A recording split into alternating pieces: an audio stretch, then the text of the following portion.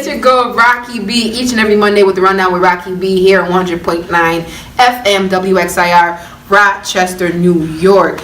Today's episode, crazy. We went from the streets to the pulpit. I named it myself. Thank you very much. I'm my boy D-Will, the hip-hop artist, gospel artist. I know he wasn't hear that. I'm sorry, D-Will. Gospel artist. And my boy Eddie Smith Jr. coming in to share his story and testify on what God can do.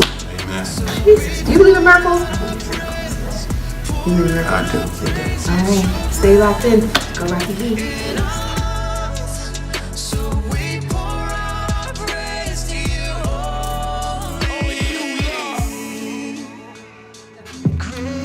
Tell me how you really feel. Tell me how you really feel. Okay, son. All right, I hear you. I'm gonna tell you how I really feel.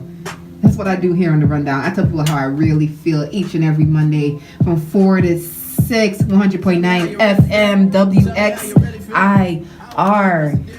And if you're just tuning in, I got my boy Eddie Smith Jr. in the building. And today's show, I named it myself. It's called From the Streets to the Pulpit. Thank you very much. I'm very creative. Listen, Eddie, for those who don't know you, Eddie started off as a promoter, one of the promoters in Rochester, right? Nightlife. Actually, I started off as a great basketball player. Oh, okay. Go ahead. Talk to me. Check me. Like when you play basketball, when you play basketball, it's a community. Right. So you play with all these people, and when you're good, everybody knows you. Mm-hmm. So what happened was, once I got older, I stopped playing basketball, obviously. And I'm like, well, everybody knows me, so I might as well do something. Oh, so you're trying to say you were good? I used it. Okay. I used it. So that's how it started. I didn't just say I'm going to start promoting, because I probably wouldn't have got anybody in here if I didn't have those skills. Right. So. If you weren't good from the beginning? No. Okay. It would have been bad. It would have been bad. Now listen, I don't know how exactly to transition into this, because I know it's kind of sensitive for me and probably a little sensitive for some of my listeners. But Eddie actually recently got, caught up in some stuff, in some life-changing very life-changing situation, right? Yeah. And this happened at the end of January. Yeah, January 24th. January 24th to be exact. 3 o'clock. 3 o'clock in the afternoon. Yeah. In the afternoon. Okay. Now. Broad daylight. I got a phone call. Now, at this time, my son, he was a preemie, so he was in the hospital. And I got a phone call as soon as I parked and said, such and such happened to this person. And I'm like, which person? And you were the last person on my mind, because I didn't expect anything like this to happen to you. And I know a lot of Rochester feels that way. A lot of people in Rochester feel that this doesn't make sense, that this happened to you. Until I walked in and I seen your close friends and family in the waiting area of the hospital. Now, if you don't know, I'm going to let Eddie talk about it, because I don't know exactly. I don't know the situation and what exactly happened. So I'm going to let you tell the listeners what happened that day, January 24th at 3 p.m. that changed your life. Well, what happened was I knew this person I was working with, and he was like, yo, anybody that got weed? So I still have friends that's, in the streets. Right. So it's real important that you try to detach yourself from people, even though you're not in the streets, to just still have affiliation, have phone numbers, and be talking all the time. That can still make you do something that you wouldn't usually do, or because you have access. Right. So I had access to some weed. I wasn't selling drugs or anything like that. It was just it was supposed to be real easy. Like, oh, okay, I'm gonna get you this. I got you. Right. So the guy was like, all right, yeah, my boy, he wants some weed. I'm not thinking nothing of it. It's just a little bit of weed. Like, I hear all these crazy stories like, yo, he got 100 pounds of weed and blah, blah. You really think I had 100 pounds of weed? Come on. I bet you heard a whole lot of stories about that day. I've been hearing crazy stories, but it wasn't real complicated. The story's not complicated. I tried this. The guy wanted some weed that I worked with.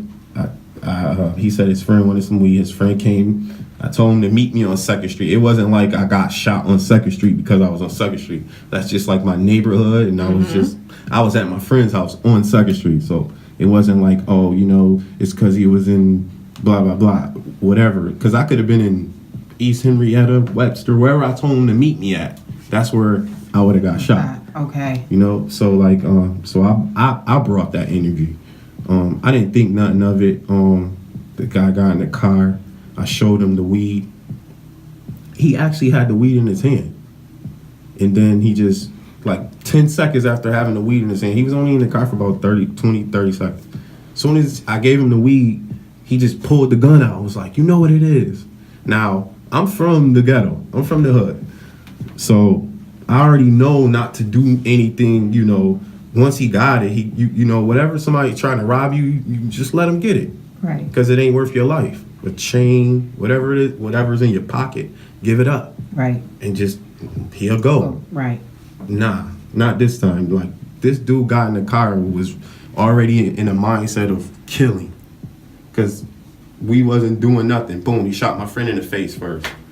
And it was so loud because we were in the car, so my ears was ringing. And as soon as he shot, he jumped out. He jumped out of the car when he got shot. And I tried to jump out of the car. I turned, and that's how the bullet hit my spine. Mm-hmm. And it hit my spine and went through my aorta, which is the main artery to your heart. Right.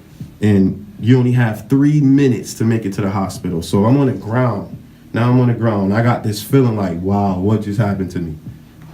Like, it's a feeling that I can't really explain, but when you think it's over, like, you start getting these feelings, and I'm on the ground and I can't move.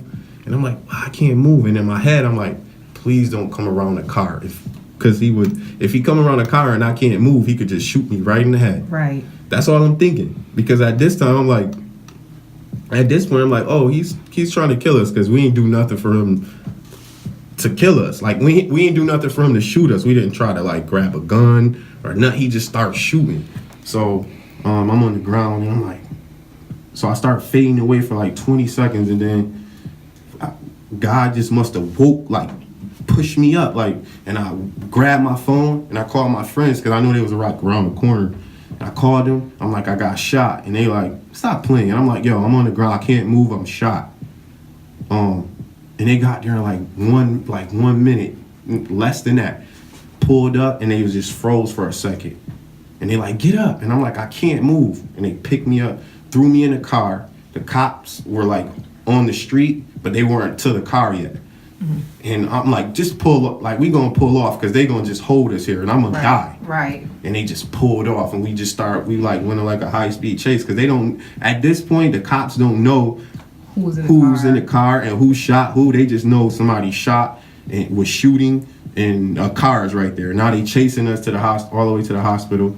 And then I got out. As soon as we pulled up to the hospital, they opened the door, pulled the guns out, and we were like, I'm shot. After that, they put me on a stretcher. Once they put the oxygen on me, I just faded away. But it was weird because as they telling me, like, in the hospital, like, the one of the surgeons was like, I did 90 surgeries for a aorta bullet hitting your aorta. Right. And they said none of the surgeries ever worked, 0% chance. And I'm here. Wow. 0. He did over 90 surgeries. He said he even called to different states, doctors in different states, and asked them, has this surgery ever worked? And they said no. Right. Never. But when you get hit in your aorta, it's over, really. And you could bleed out. You could bleed out. I had a couple friends that got hit that way, and they bled out. And I wasn't even bleeding. I had no blood. Like, I got shot, no blood nowhere. In the car, it was no blood. I was bleeding in the inside, and it was like all the blood would go to your stomach. Right. So I'm like, it's no blood. Like, I'm telling my wife, she don't believe me. I'm like, I wasn't bleeding or nothing. She don't believe me. But it was crazy. Like, and when the surgeon told me what was going on, he's like, I'm getting goosebumps. And he was like, I believe in God because of you. Because he was like, it's no other way. Right. Because we do this surgery all the time. It doesn't work. No, so what do you mean by it doesn't work? Like, as far as what doesn't work? Like, he said they just failed every time. Like, because that's like going straight to your heart. So you start to just basically bleed out. Wow. Usually, Just bleed. Oh. Usually stop it after a while. You Okay, can't okay, stop. okay. So I've that seen- surgery is usually fatal. yeah, I Okay. usually seen them leave at Brookdale in New York, because you know that's where I'm from. I usually see them leave people on the stretcher. Just let them, because Because of that. they basically like Yeah. somebody else, we rather save somebody else, because this is definitely not going to be. So when he said that, I was like, huh? Wow. I was like, okay. Now, mind you, so I'm on the east side, so they take me to General. It's probably took us like 4 minutes to get there because we were speeding, and so like 4 minutes. Plus, I'm on the ground for a minute and a half, 2 minutes. So that's about 6 minutes. Then I get on the stretcher, and they didn't have the thing to stop my bleeding. They didn't have a big enough. I don't know what it's Device. called. Yeah, but whatever they were telling me, it was like they didn't have the device that's big enough to close this hole. So now they just basically just stabilizing me. Now they got to take me to Strong. That's how I ended up at Strong, because I was at General. So just from going from one hospital to another, I could have died right then and there. God got me there. Then I got to the hospital. I had one surgery. The surgeon said I died for a minute, and then they tried to. Then I started getting fluid in my lungs, so they had to do another surgery, and I almost faded away. They stopped because I was dying then, so I had to wait like 2 or 3 weeks. So I was in the ICU for about 5 weeks, I think.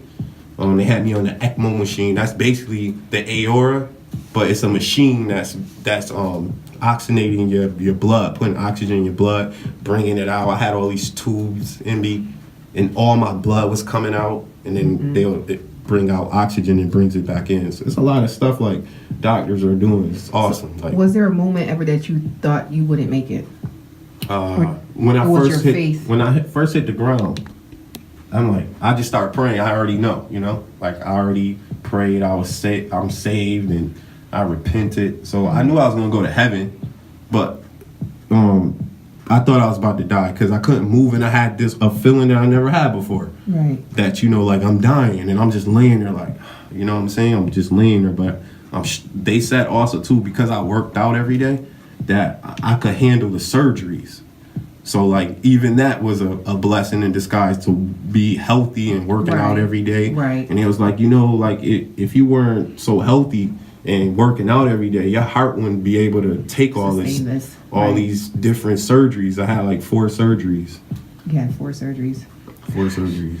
Listen, if you're tuning in, we are talking to Eddie Smith Jr. about this incident that happened on January 24th, where he was shot in the back, and this gunshot wound is fatal.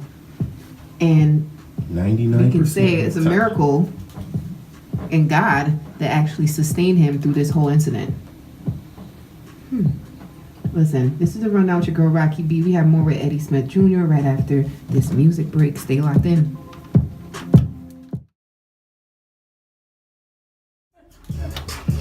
Oh yeah, it's your girl Racqui B, and it's the Rundown with your girl Racqui B each and every Monday here at 100.9 FM WXIR in Rochester, New York. And before we left, I had my boy Eddie Smith Jr. in the building talking to us about this situation. So basically, if you're just tuning in, it was a drug deal gone bad that placed my boy in a very tough predicament. In a wheelchair. In a wheelchair. Because the bullet hit An my injury. spine as well. It hit your aorta. An injury. hit the spine first, and then it went through my aorta. It went through your aorta, and an injury that's usually fatal. That's a 0% survival rate. 8 inches from, she said 8 inches from my heart. 8 inches bullet from your was. heart. Yeah. So, and you're a Christian man. Definitely. So how much of this do you attest to faith? All of it, because if I, basically, at this point, I'm in a wheelchair, I shouldn't even be believing in God. Right. Like in most case scenarios, people just give up. There's no God. Why I'm shot? I don't do nothing wrong. I'm working 2 jobs. I got a great family, a wife, kids. It's like life was good. Life is good. Right. I live in Webster in a nice big house. Everything's good. Like none of this you would think should happen. Right. But when you make a decision, you gotta always think like you always gotta think the worst. And at that point, I wasn't. I was just like, oh, this real quick. I'm gonna just do this real quick. Right. And real quick, I'm in a wheelchair. So being real quick is the wrong thing. You should really think about what you're doing. Slow down. That's why I tell people, slow down. Slow down. Just think about it. Like, and even if you selling drugs or whatever, and you think you're gonna get this amount of money, it never happens. You always go to jail. You're gonna die or you're gonna go to jail. Or you're gonna be in a wheelchair like me. So like I just tell people like really like if whatever you want, you just gotta pray on it and just always like put it in the air. Right. Because it's law of attraction. Like if you speak what you want, that's what's really gonna happen. Right. It's not like oh, I'm gonna just go get it. No, just relax. If God wanted you to have a Bentley, you would have a Bentley. It's not like you can really go and just say, I'm gonna just go do it myself. No, it takes more than that. And if you just relax and just think about what you're doing, planning, get goals, Right. none of this stuff would happen to you. Right. Like- And it's crazy because that was everyone's first reaction. Like, what? Eddie? Yeah. No. He has this life, this ideal life. Why would he get caught up in that? And I know a lot of stories were being spread, a lot of rumors were being spread on the situation, and it's still a shock. Yeah. Do you wake up some days and just still in disbelief? No. No. Because I already prayed and I talked to God, and you know what man does evil, God can make good. So Right. at this point, God didn't let me get shot, but you know I made the decision to do what I do, and the devil took over that guy, whoever shot me, and that caused God to step in and say, no, you're not taking him, because I could have died. Right. And he got me here for a reason. So now I'm in this chair, and now everybody's watching, and everybody's like, oh my God, Eddie's in a wheelchair. And I got a spinal cord injury, which is I'm complete, which means I no chance to walk, is what they say.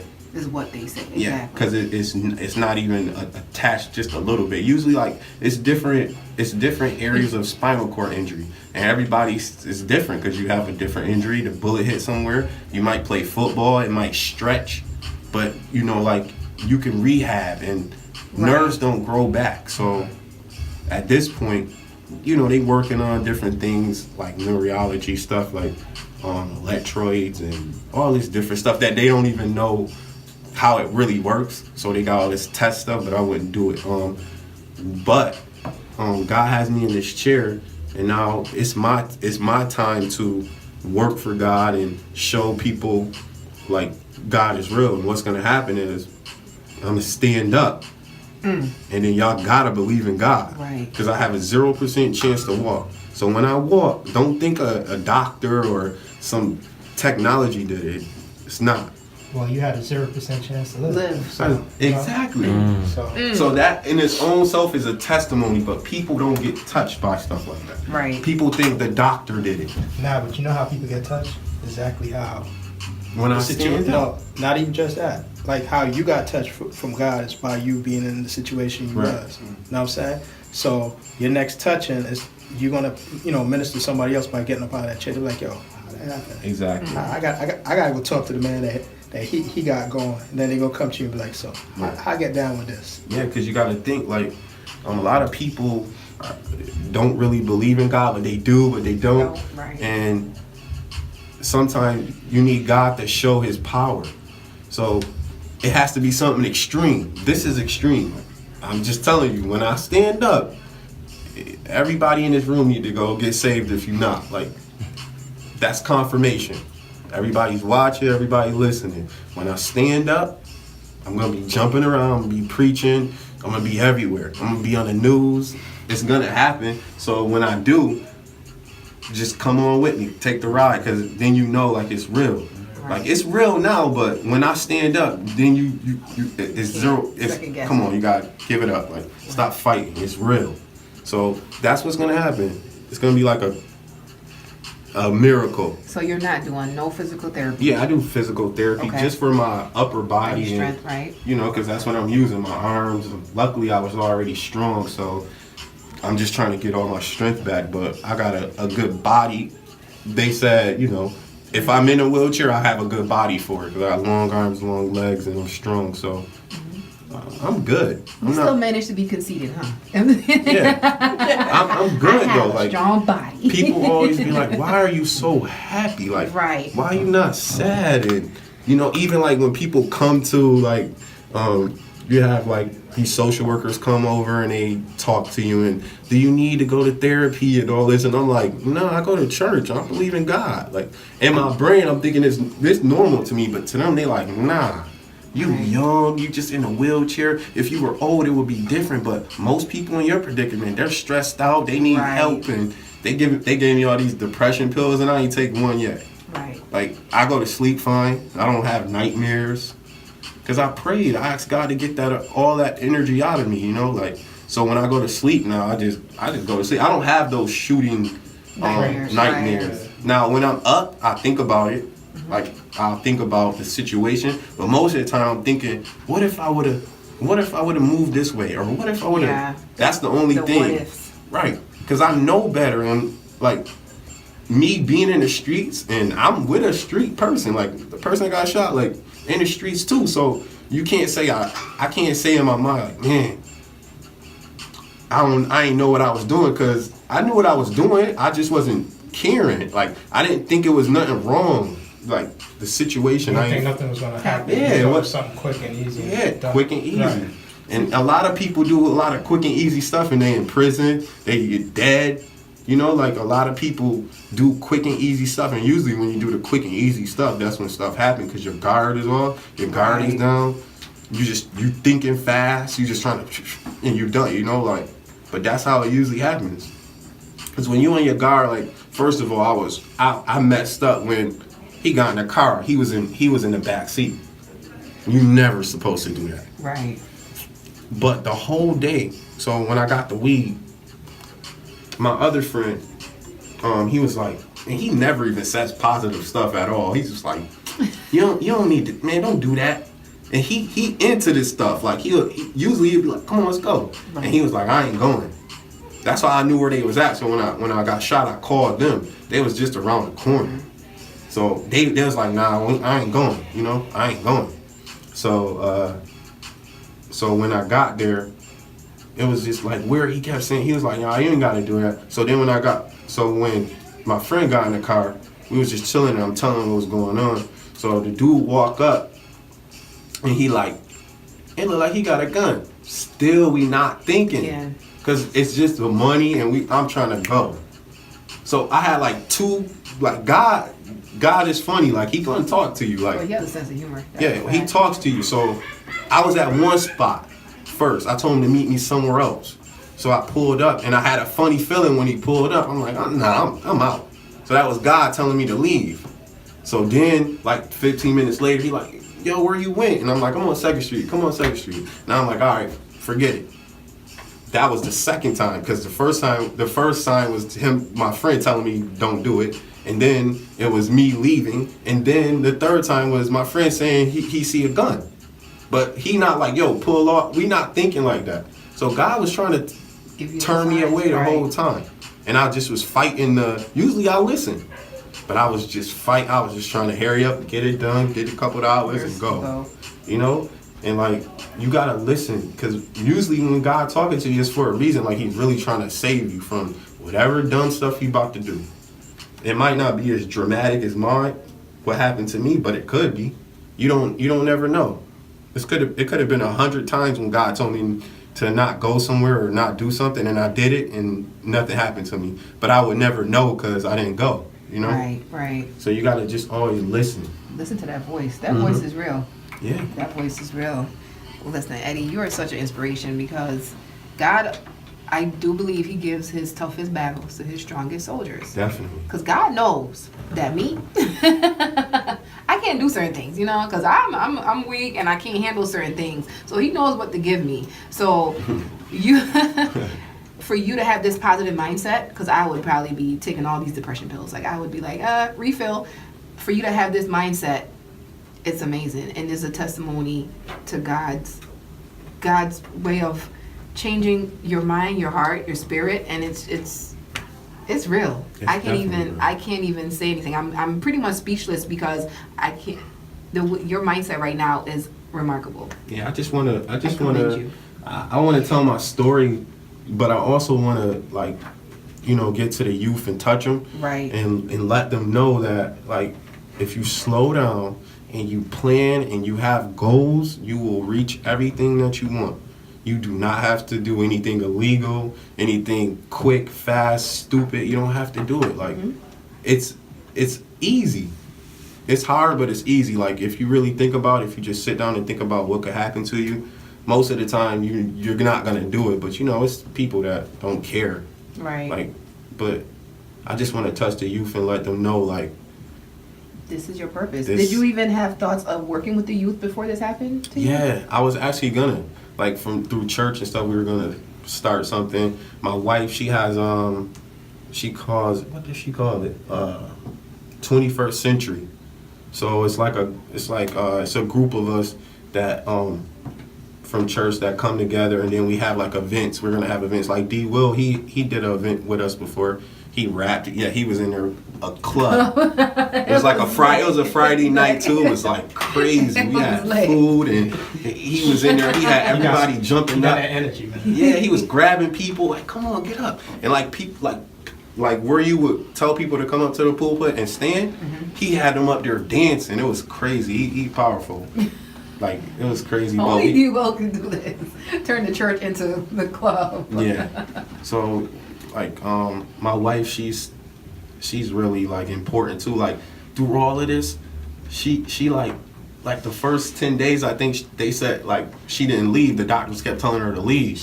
I could attest to that because like I said, my son was in the hospital, so I was back and forth, and she was always there, and her strength is amazing. And you know what that was from?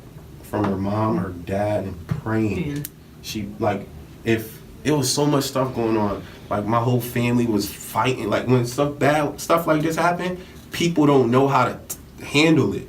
Especially like a person like me. Like I was like in my family, I'm like the person that get everybody together and, right. and keep everybody grounded. Right. So like when it happened to me, it's like who's gonna keep us grounded? They were all tripping, except for my wife, because she was like, she just was focused. Like she was praying.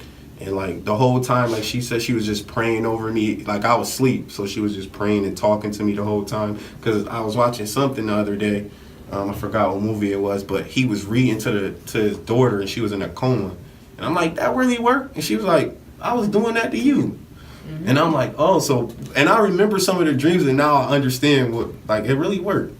Cause I was like, I was hallucinating too. Like they were giving me some stuff that like Michael Jackson died from. That stuff Like that he Phenetin and all of that? Yeah, I was taking it, and it's so bad that they give you a little button. You gotta do it yourself. You press it, and then it'll release into you. Okay. 'Cause they can't give it to you because it's so strong, and if you die, it's on you. You know, it's like that. Oh, that's how. Oh, wow. Yeah, they give you a button, and you gotta. Yeah, so like when I woke up in the ICU, I had a button. And they had to I had to press it. I had to sign something and all that, saying that it's me pressing this button, and nobody could press it. My mom couldn't press it. My wife couldn't press it. Only me. I'm sorry. So when you press the button, the longer you hold it, the more that was released? No, it only comes out just enough. 'Cause I figured that would probably be why. 15 minutes. Okay. Every 15, you can't just keep pressing it. Right. Yeah. That's what I'm saying. Because I'm thinking like why they would hand it over to you because the amount released, Right. but it was just how strong it was. Yeah. And why they left it It was in your so hands. bad that I stopped taking it because I didn't want to hallucinate no more. I had some crazy dreams, like crazy dreams, like dreams that I could never dream and. Like that I never thought I could dream, like crazy stuff, and it was because of the drug. And I like when I woke up, I'm like, I ain't taking this no more, because I'm regular now. I'm like, all right, but I'm hurting. I had like all these different tubes in me. They had this little thing that was sucking all the fluid out of my lungs, so I had that on me. And I had all the tubes in me. I had tubes in my nose. Had a feeding tube, and. You're up when they take all these tubes out your throat. Oh no. You ain't up when they put it in, but you up when they pull it out. Like the one they pulled the one out my nose, it was so far, like it was so far, it felt like it was coming out my throat and it was pulling it out. And they tell you to hold your breath and they just yank it out. All the tubes that was in my sides and my stomach, they yank them out. And you gotta think they cutting you with a knife, the sharpest knife you could find in the world. They cutting you open with that. It's not like a little poke. No, they're cutting you. So when you heal, it hurts. Like I'm still hurting. They said like 6 months before I could actually stop feeling some of the Man, pain. when you said January, I was like, and you out and about. I was like, Yeah. Yeah, strong man. Yeah, you're a strong man. I definitely had to get off of the drugs. And we're glad you did, so you can make it here to the rundown. Definitely. Listen, I want to thank you for coming through. Our time is up. The rundown is about to get shut down. Shut it Our down. time is up. Thank you for coming through. Thank you to D Will for coming through and dropping off that music for us, like that hip hop, that world hip hop gospel. Boy Eddie. Hey, I got a clothing line too. God Wave. You see, look. Always glad people want to. You Go guys ahead. gotta check me out. Yeah, I got a nice clothing line. Just shirts, hats. It's God pretty Wave? dope. Okay. Yeah, God Wave. I need a hat. I got you. You got me? Yeah. You should have brought it today. See? I wasn't thinking. I bet you weren't. Okay. Well, thank you for coming through. Thank you for listening to the rundown. Up next, we got the Queen Cole with my girls, Tiffany Cole and Kelly Pope. Man, each and every Monday right here, 100.9 FM WXIR, Rochester, New York. DJ Stump, rocking out. Till next time. Show me Peace. to give me the cue. If I am with you, then I got the juice. It's your breath in our lungs. So